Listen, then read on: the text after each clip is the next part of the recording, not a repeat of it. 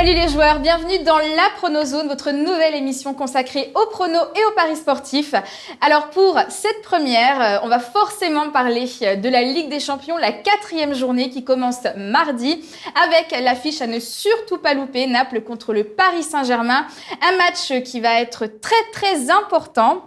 On vous a aussi préparé un combi safe, mais aussi un coup de folie, un combi coté à plus de 20. Je suis avec Sylvain, qui va nous conseiller tout au long de l'émission. Salut Sylvain. Salut Sarah, salut à tous. Alors Sylvain, tu es expert prono chez rudesjoueurs.com depuis 2015 et tu fais des pronostics en vidéo sur YouTube. Ton combi de ce week-end est passé à 2,16 et tu nous en as préparé un très gros pour cette Ligue des Champions coté à plus de 20. Mais tout de suite, c'est l'affiche du jour. Et on commence par l'affiche du jour avec Naples contre le PSG. Alors des Parisiens qui se sont fait malmener lors du match aller. Ils ont été menés à 2 reprises et c'est finalement Di Maria qui les a sauvés en égalisant dans le temps additionnel. Ça leur permet de rester au contact dans le groupe C. Sylvain, comment se présente ce match retour ? Alors on va pas y aller par 4 chemins. Les enjeux sont vraiment énormes pour le PSG. C'est le match le plus important de la saison à ce stade. Pour plusieurs raisons. Le PSG n'a jamais été autant en difficulté en Ligue des Champions depuis l'arrivée des Qataris. Ils ont l'habitude de survoler leur groupe avant de rencontrer des difficultés dans les matchs à élimination directe. Cette année, on voit que c'est déjà plus difficile. Ils ont perdu à Liverpool. Comme tu l'as dit, ils ont fait ce match nul à la maison contre Naples. Donc, déjà des difficultés. Il suffit de regarder le classement. On voit qu'il suffit que Liverpool batte l'Étoile Rouge de Belgrade et qu'ils perdent ce match contre Naples et ils sont quasiment éliminés. Donc des enjeux énormes, défaite interdite. Donc ce match à Naples, c'est vraiment un gros défi, un défi énorme pour les Parisiens. Donc on va rappeler quand même quelques chiffres. Donc le PSG qui a perdu ses 3 derniers matchs à l'extérieur en Ligue des Champions. Donc l'année dernière, ils perdent en phase de poule contre le Bayern, ils perdent en 8e de finale à Madrid, et là, ils perdent cette année, donc dans ce match de poule, à Liverpool, et ils prennent 3 buts à chaque fois. Passons à Naples. Donc Naples, c'est une équipe qui n'a perdu que 6 fois à la maison sur ses 80 derniers matchs de Serie A. Donc depuis 4 ans, ils ont perdu que 6 fois à la maison. Actuellement, ils restent sur une série de 15 matchs sans défaite. La dernière fois qu'ils ont perdu, c'était avec la venue de la Roma en Serie A, c'était au mois de mars. Donc cette équipe de Naples, elle a montré beaucoup de caractère. Dans la journée d'avant, ils ont gagné 1-0 contre Liverpool. Ils vont chercher la victoire avec un but dans les arrêts de jeu. En championnat, très récemment, ils sont menés par la Roma 1-0. Ils vont chercher l'égalisation dans les arrêts de jeu. Et là, ils viennent de gagner 5-1 contre Empoli. Donc ils arrivent pour jouer contre Paris avec le plein de confiance. Et ils peuvent notamment compter sur Mertens qui vient de marquer 6 buts en seulement 4 matchs. Ah oui, donc ça s'annonce quand même très compliqué pour les Parisiens, mais est-ce qu'il y a quand même des raisons d'espérer ? Alors oui, ça, on a quand même des raisons d'espérer pour ce PSG. Tout n'est pas tout noir. Donc d'abord, le PSG qui peut s'appuyer sur les certitudes acquises en Ligue 1. Ils ont fait ce que personne n'avait jamais fait. Ils ont remporté leurs 12 premiers matchs de championnat. Oui. Deuxième chose, ils peuvent compter sur la forme étincelante de Kylian Mbappé. Donc Mbappé, ça va vraiment être la clé de ce match. À l'aller, il a été complètement muselé par Koulibaly, mais donc il faut quand même rappeler que donc Mbappé, il a marqué 11 matchs depuis le début de la saison, 3 passes décisives. C'est le joueur le plus décisif des 5 grands championnats. Donc depuis ce match contre Naples, il a été, donc on sait qu'il a été un peu puni par son coach Tourelle contre Marseille, mais il rentre, il fait la différence, c'est lui qui débloque le match, il marque le but du 1-0. Et là, même chose vendredi contre Lille, c'est lui qui débloque le match, il y avait 0-0 à la mi-temps, il débloque le score, il mène 1-0 et Paris finit par s'imposer 2-1. Donc, à suivre Mbappé, ce sera vraiment la clé du match qui peut faire la différence pour le PSG. Ouais, c'est clair. Et alors justement, en parlant des joueurs, est-ce que tu as des infos sur les compos probables ? Alors, donc les compos. Donc, pour le Napoli, on aura sans doute à peu près la même équipe qu'au match aller. Donc, comme je viens de le dire, la clé, ce sera le duel entre Mbappé et Koulibaly. Donc, Koulibaly en défense centrale. Et surtout, le PSG devra beaucoup se méfier de cette attaque du Napoli qui est en feu. Donc, comme je l'ai dit, avec Mertens, mais aussi Insigne, qui est le cœur de cette équipe de Naples. Alors côté PSG, donc beaucoup de choses à dire sur la compo. Donc première chose, officiellement, donc c'est Buffon qui va garder les buts pour ce match. Il a été préféré à Areola.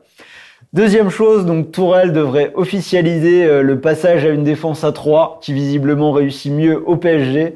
Donc on devrait pour ce match avoir une défense à 3 avec Kimpembe, Thiago Silva et Marquinhos. Donc le milieu de terrain, il y aura Verratti. La question, ce sera de savoir s'il jouera avec Rabiot, qui subit toujours sa punition contre Marseille.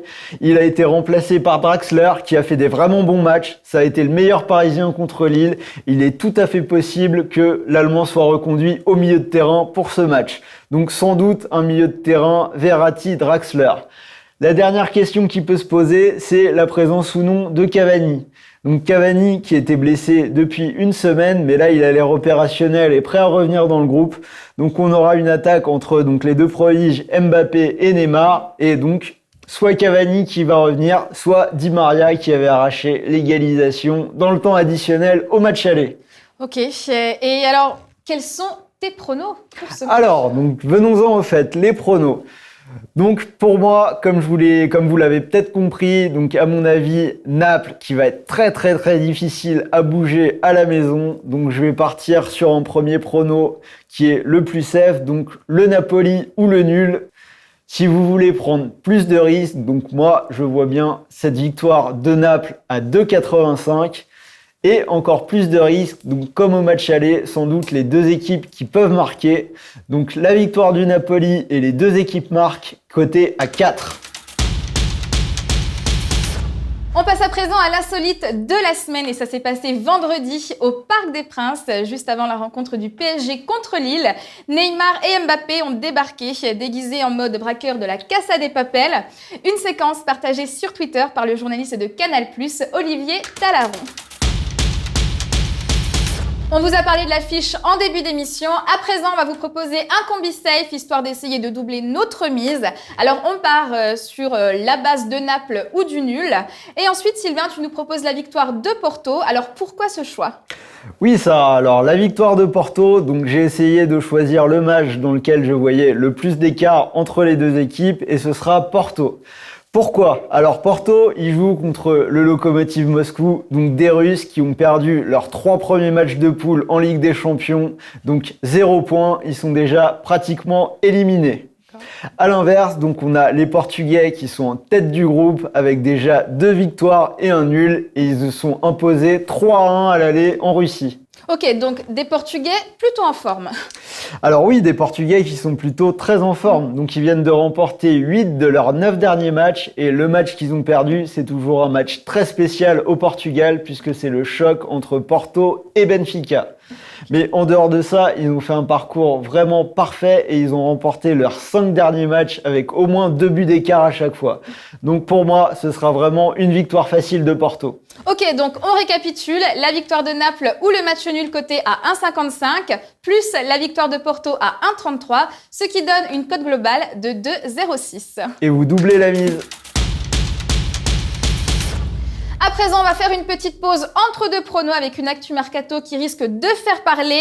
C'est peut-être le retour de Zlatan Ibrahimovic en Europe. Alors, il est actuellement au Los Angeles Galaxy et il pourrait bien revenir au mois de janvier pour une durée de 6 mois au Milan AC. Zlatan au Milan AC, est-ce que c'est une bonne idée ? Réagissez sur les réseaux sociaux avec le hashtag LPZ. C'est parti pour le coup de folie. Sylvain, tu nous as préparé un gros combi coté à plus de 20 sur Unibet. Alors, 3 matchs, 3 ambiances. On commence par la victoire sèche de Naples. Oui, donc on en a déjà parlé dans le prono précédent. Donc, on va garder pour le coup de folie comme base la victoire du Napoli.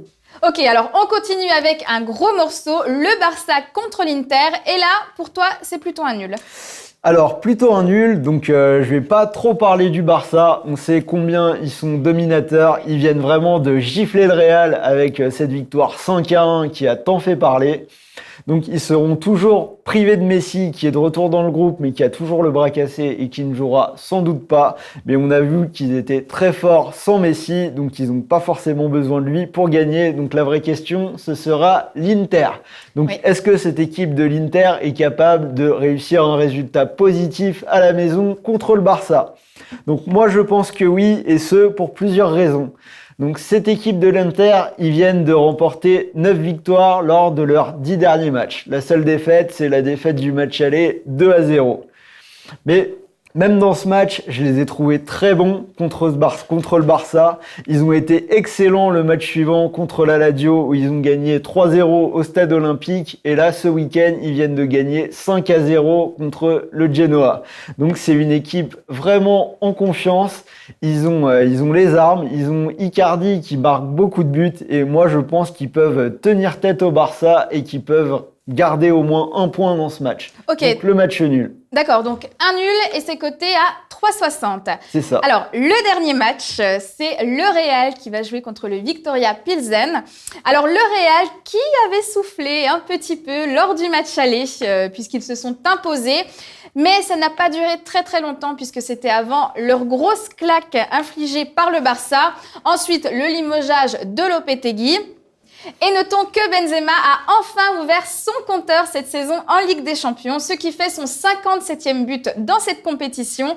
Donc Sylvain, la confirmation risque d'être difficile selon toi. Oui, Sarah. Alors, donc, à mon avis, on a une équipe du Barça qui est encore convalescente. Donc, ils ont gagné ce week-end contre Valladolid pour le premier match de Solari.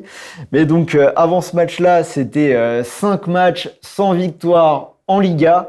Donc certes, ils ont gagné 2-1 à l'aller, mais entre-temps, donc on a eu effectivement la grosse catastrophe de ce match contre le Barça.